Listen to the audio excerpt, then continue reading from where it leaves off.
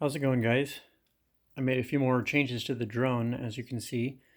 This has some new arms, which I designed myself, or at least I took the base design from the file that I got on Thingiverse.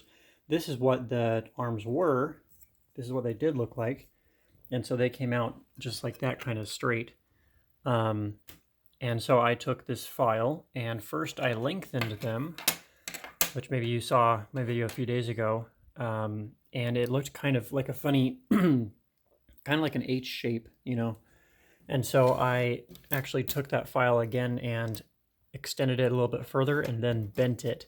This is just the first couple layers of it, just so I could see what it would look like. And then of course these are the full thing.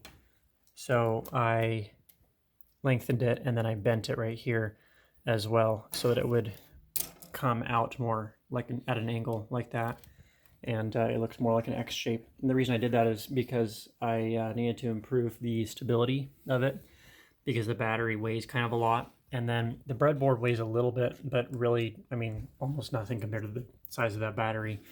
I have some new prototyping wires here, breadboard wires, that I'm not actually gonna use them on the breadboard. I'm gonna try using it with some of the other, I have another Nano and another just like Bluetooth chip and stuff. I'll have to reuse this same accelerometer, but I'm going to use those wires, and that way I can cut out the breadboard too. So I haven't flown it yet because I haven't completely finished soldering it, but it's all together and it looks pretty good. So yeah, let me know what you guys think. Anyway, thanks for watching, guys. Just wanted to do a quick update on that, and we will see you in the next video.